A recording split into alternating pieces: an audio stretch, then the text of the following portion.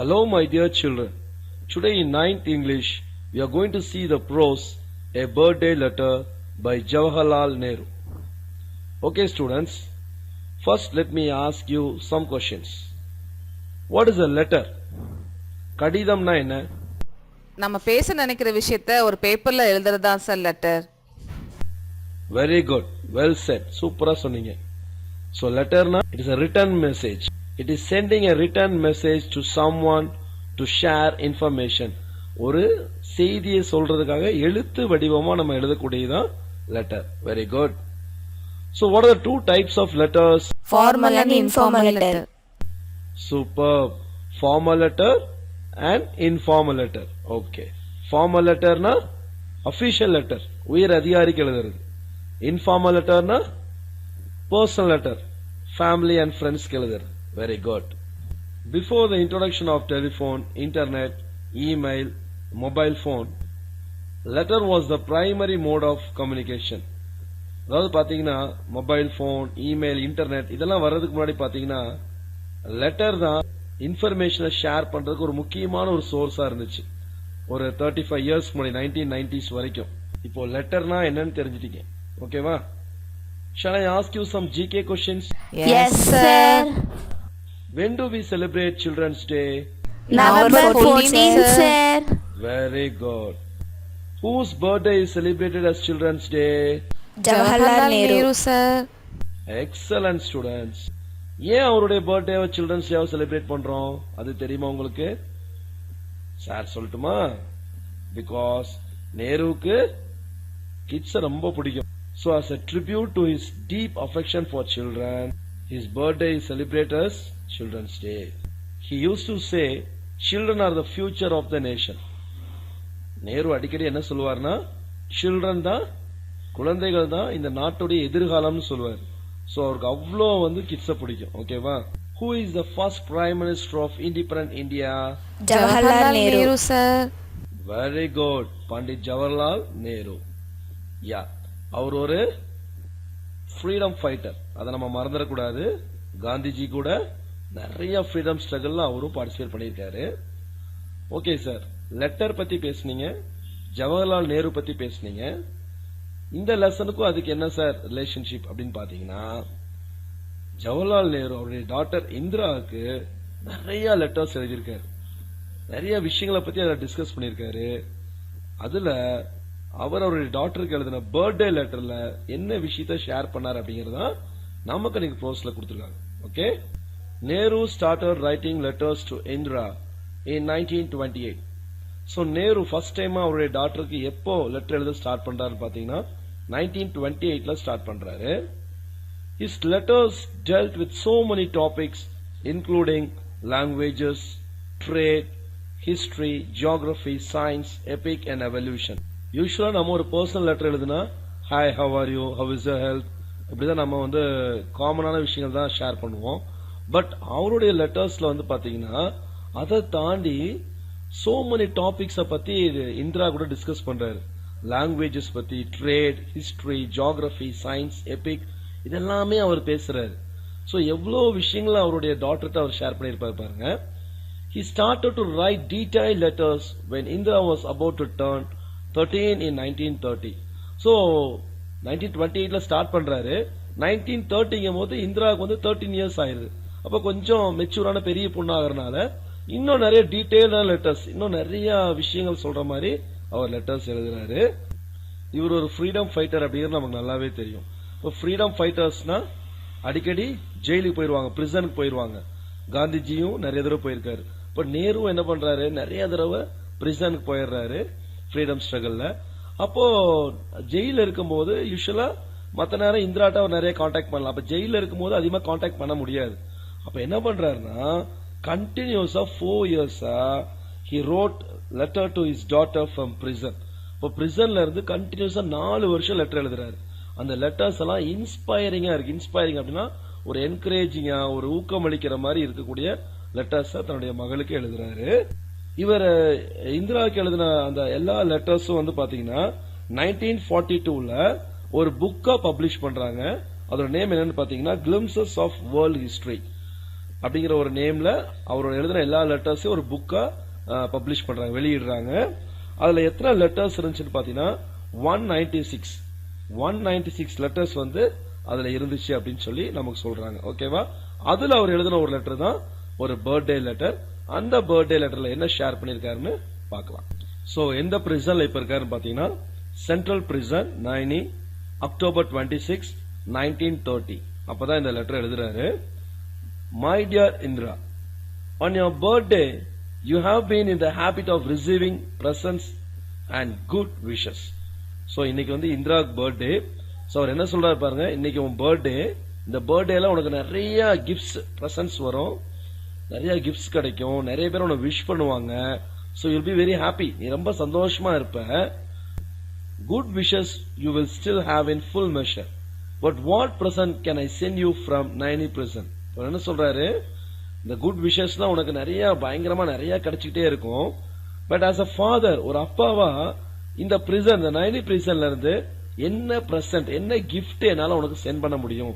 ஏன்னா ஒரு பிரிசன்ல இருக்காரு, வெளியே வர முடியாது, இங்க இருந்து எதுவும் கிஃப்டும் அவர் ஷேர் பண்ண முடியாது.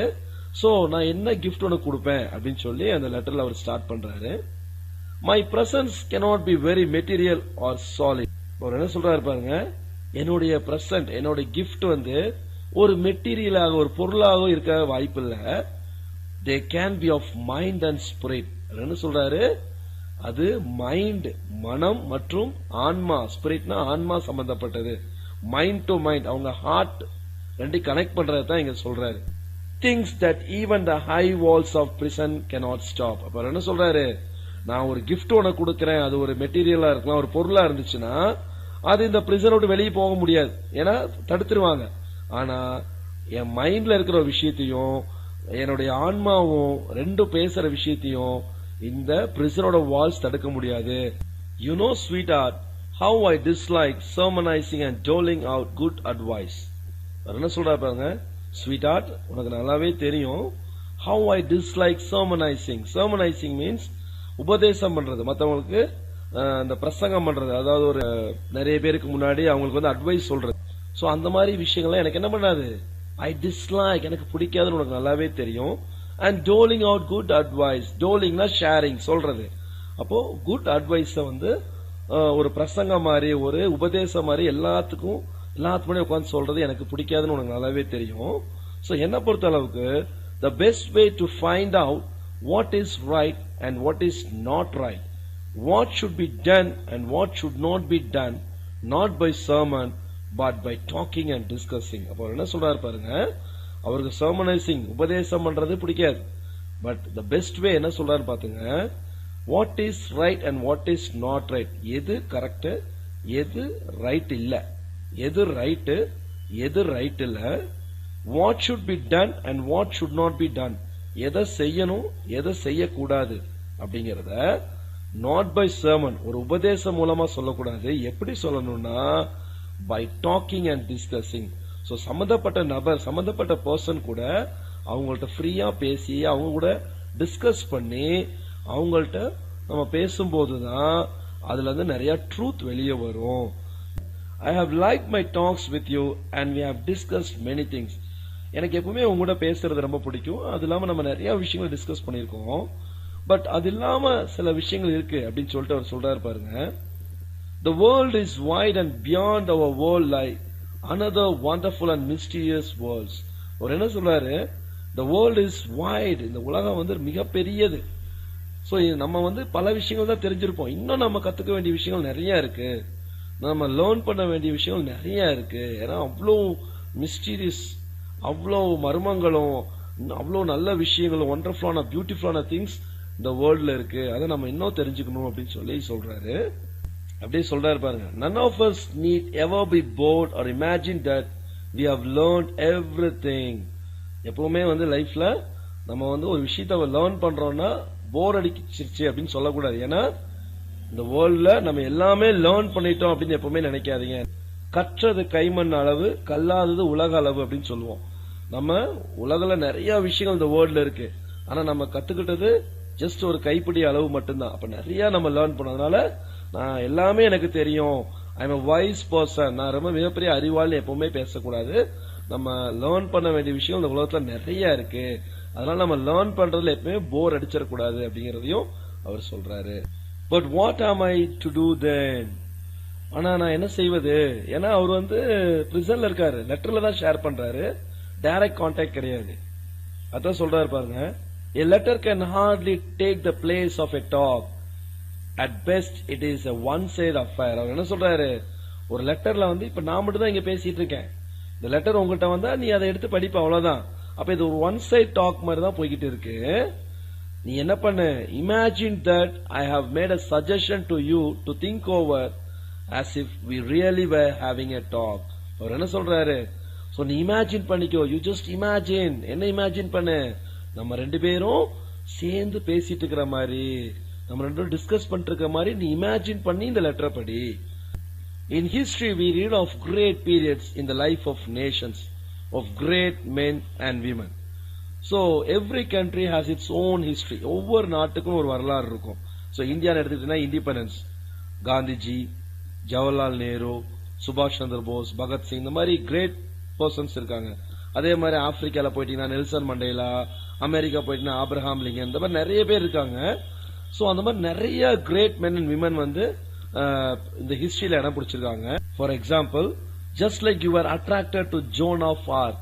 சோ எதை மாதிரி அப்படின்னா, நீ எப்படி ஜோன் ஆஃப் ஆர்க்க பார்த்து அட்ராக்ட் ஆன, ஃபேசினேட்டட் அப்படின்னா அட்ராக்ட் ஆகிறது. இப்ப ஜோன் ஆஃப் ஆர்க் அவங்க யார் அப்படின்னா ஒரு பிரெஞ்சு பர்சன், ஒரு பிரெஞ்சுக்காரங்க. சோ அவங்க ஏன் இந்த வேர்ல்ட் அவங்க ரிமெம்பர் பண்ணுது, ஏன் இந்திரா காந்திக்கு அவங்க ரொம்ப பிடிக்கும் அப்படின்னு பாத்தீங்கன்னா, she is remembered for her courage, unwavering faith and an inspiring warrior. So அவங்க வந்து ரொம்ப கரேஜான பர்சன், அன்வேவரிங் ஃபெய்த்னா ஒரு அசையாத நம்பிக்கை உள்ளவங்க, பயங்கரமான ஒரு வாரியர், பயங்கரமான ஒரு போராளின்னு கூட சொல்லலாம். அதனால இந்திராவுக்கு வந்து அவங்களுக்கு ரொம்ப பிடிக்கும். அதான் அவங்க அப்பா சொல்றாரு, உனக்கு எப்படி ஜோன் ஆஃப் ஆர்க் ரொம்ப பிடிக்கும், and how your ambition was to be something like her.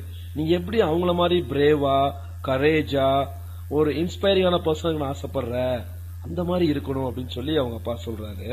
Ordinary men and women are not usually heroic. அவர் என்ன சொல்றாரு பாருங்க, ஆர்டினரி men and women சாதாரண வாழ்க்கை வாழ்றக்கூடிய மனிதர்கள். இப்ப சிலர்லாம் பாத்தீங்கன்னா நம்ம இந்த பூமியில பிறந்தோம், வாழ்ந்தோம், இறந்தோம் போறாங்க. ஆனா இப்போ நம்ம காமராசரா இருக்கட்டும், அப்துல் கலாமா இருக்கட்டும், மதர் தெரேசாவா இருக்கட்டும், அவங்களாம் இன்னைக்கு ஹிஸ்டரியில இருக்காங்க.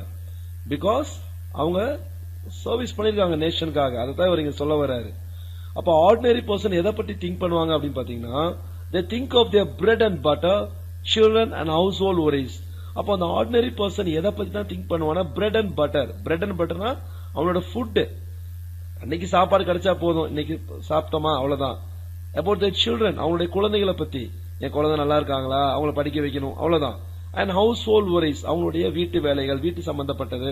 சோ இத பத்தி தான் ஆர்டினரி பர்சன்ஸ் வந்து எப்ப பார்த்தாலும் திங்க் பண்ணிட்டு இருப்பாங்க. அதனாலதான் அவங்களாம் ஹீரோய்க்கா இருல, அவங்களாம் பெரிய ஹீரோஸா மாறுறது இல்ல. But a time comes where ordinary men and women become heroes when they stand for great cause. But இந்த ஆர்டினரி பர்சன்ஸும், இந்த ஆர்டினரி லைஃப் வாழக்கூடிய இந்த மென் அண்ட் விமனு கூட அவங்களும் ஹீரோஸா மாறலாம். எப்ப ஹீரோஸா மாறலாம் அப்படின்னா, when they stand for a great cause. ஒரு நல்ல விஷயத்துக்காக அவங்க வந்து எப்ப நிக்கிறாங்களோ அப்ப இவங்களும் ஒரு ஹீரோவா மாறிடுவாங்க. ஃபார் எக்ஸாம்பிள், நம்ம ஃப்ரீடம் ஸ்ட்ரகிள், அதுல நிறைய பேர் வந்து போராடினாங்க. அப்ப அவங்க எல்லாம் ஹீரோஸ் தான். அவங்க எல்லாம் ஃபேமிலியை விட்டுட்டு வந்து ஸ்ட்ரகிள்காக நின்னாங்க. சோ அதைத்தான் இவங்க சொல்ல வர்றாரு. அப்ப எல்லாராலையும் ஆர்டினரி மென் அண்ட் விமனால கூட ஹீரோஸா மாற முடியும். எப்பனா அவங்க ஒரு நல்ல விஷயத்துக்காக வந்து நிக்கும் போது அவங்க ஹீரோஸா மாறலாம் அப்படிங்கிறாரு. Great leaders inspire people to do great deeds. So great leaders, பெரும் தலைவர்கள், அவங்க என்ன பண்றாங்க, they inspire people, மக்களை வந்து இன்ஸ்பயர் பண்றாங்க, ஊக்கமளிக்கிறாங்க, அவங்களுக்கு ஒரு ரோல் மாடலா இருக்காங்க. எதுக்கு அப்படின்னா, to do great deeds, நல்ல செயல்கள் பண்றதுக்கு அவங்க இன்ஸ்பயர் பண்றாங்க அப்படின்னு சொல்லிட்டு யாரோ ஒருத்தர் சொல்றாரு. யாருன்னு பாத்தீங்கன்னா, a great leader in India with full of love for all who suffer and eager to help them. அப்போ இந்தியால ஒரு கிரேட் லீடர் இருக்காரு, a great person with full of love for his people, மக்களுக்கு அன்பு செலுத்துவதற்காகவும், and eager to help them who suffer, யாரெல்லாம் கஷ்டப்படுறாங்களோ அவங்களுக்கு help பண்றதுக்கு ஒருத்தர் ரெடியா இருக்காரு, ஒரு கிரேட் லீடர் இருக்காரு. has inspired our people to great actions and noble service. அப்ப அவர் என்ன பண்ணாரு? மக்களை இன்ஸ்பயர் பண்ணாரு. மக்களை அவரை பார்த்து இன்ஸ்பயர் பண்ண வச்சாரு. எதுக்காக அப்படின்னா பெரிய பெரிய நல்ல விஷயங்கள் பண்றதுக்கு, புனிதமான தியாகங்கள் நாட்டுக்காக பண்றதுக்காக, பெரிய விஷயங்கள் பண்றதுக்கு இன்ஸ்பைரிங்கான ஒரு பர்சனா இருந்தாரு.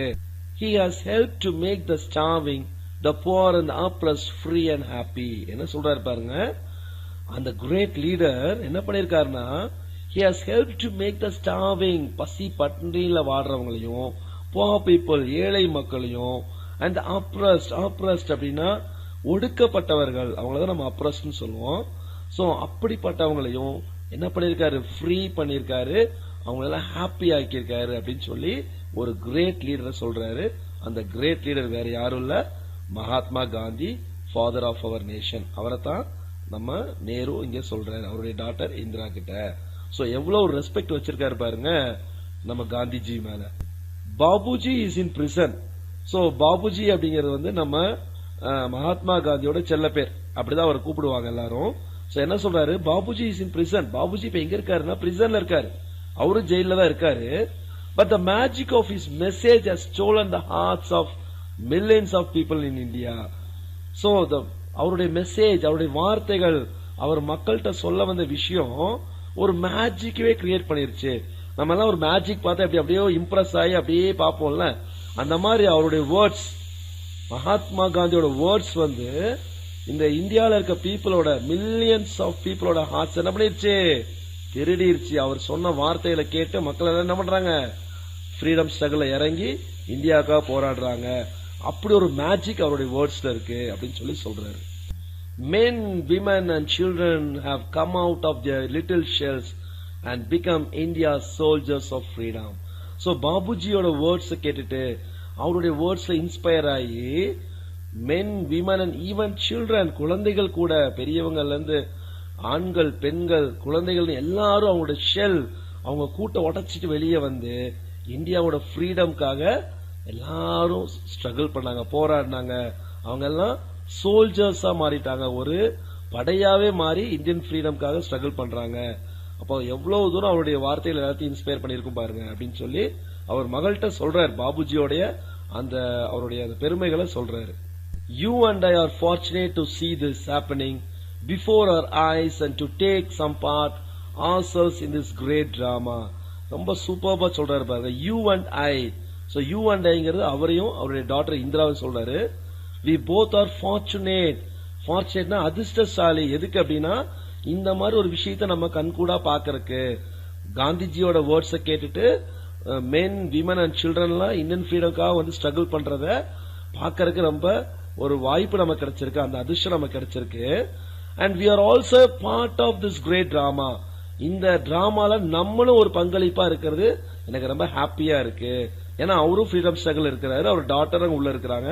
சோ நம்ம இதை பாக்கறதுக்கான ஒரு அதிர்ஷ்டம் நமக்கு கிடைச்சிருக்கு. அதே டைம்ல இதுல நம்ம ஒரு பார்ட்டாவும் இருக்கிறோம், இந்த ஃப்ரீடம் ஸ்ட்ரகிள் நம்மளும் ஒரு பார்ட்டா இருக்கிறோம் அப்படின்னு நினைக்கும் போது ரொம்ப ஹாப்பியா இருக்கு அப்படின்னு சொல்றாரு. டிராமா அப்படிங்கிறது இந்த ஃப்ரீடம் ஸ்ட்ரகிள் தான் சொல்றாரு. அதுல நம்மளும் ஒரு பார்ட்டா இருக்கணும் அப்படின்னு சொல்லி ரொம்ப ப்ரௌடா ஃபீல் பண்ணி அவருடைய டாட்டர்கிட்ட ஷேர் பண்றாரு. We have to respect India's honor and that honor is a sacred trust. எவ்வளவு சூப்பரா சொல்றாரு பாருங்க. We have to respect India's honor. India's honor அப்படின்னா என்ன? நம்ம நாட்டோடைய பெருமைகளை. We have to uphold the dignity.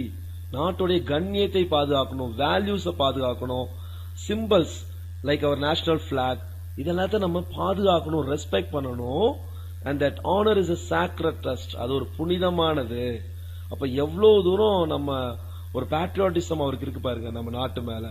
It is no easy to decide what is right and what is wrong. என்ன சொல்றாரு பாருங்க, what is right, எது ரைட் எது wrong அப்படின்னு டிசைட் பண்றது ரொம்ப ஈஸி கிடையாது. சோ அந்த மாதிரி ஒரு சிச்சுவேஷன் வரும்போது என்ன பண்ணுங்கிறாரு பாருங்க. One little test I shall ask you to apply whenever you are in doubt. So உனக்கு ஒரு டவுட் வருது, இது ரைட்டா ராங்கா அப்படிங்கிற நேரத்துல நான் ஒரு சின்ன டெஸ்ட் உனக்கு பண்ண சொல்றேன். Never do anything in secret or anything that you would wish to hide. So இந்த மாதிரி சிச்சுவேஷன் வரும்போது never do anything in secret. எதையுமே சீக்ரெட்டா பண்ணாத, மறைமுகமா பண்ணாத, யாருக்கும் தெரியாம பண்ணாத. or anything that you would wish to hide. எதையும் மறைக்கணும்னு நினைக்காத. அப்ப எப்பவுமே ஓப்பனா இருன்னு சொல்றாரு. எந்த விஷயத்தையும் மறைக்காத, எதையும் வந்து யாருக்கு தெரியாம பண்ணணும், இல்ல யாருக்கு தெரியாம ஹைட் பண்ணணும்னு நினைக்காத அப்படின்னு சொல்றாரு. ஏன் அப்படின்னா, desire to hide anything means fear and fright took over you and that is unworthy. அருமையா சொல்றாரு பாருங்க. அப்படி நீ யார்ட்டையாவது மறைக்கணும்னு நினைச்சீன்னா ஆட்டோமேட்டிக்கா ஃபியர், பயம் நமக்குள்ள வந்துரும். ஏன்னா நம்ம ஒரு விஷயத்த மறைச்சிட்டோம்னு வச்சுக்கோங்களேன், யாராவது கண்டுபிடிச்சிருவாங்களா அப்படிங்கிற பயமே நமக்கு அப்படியே ஓடிக்கிட்டே இருக்கும் மைண்டுக்குள்ள. பார்த்தா சொல்றாரு, அந்த பயம் உனக்குள்ள வந்துரும். and it took over you and that is unworthy அப்படிங்கிறார்.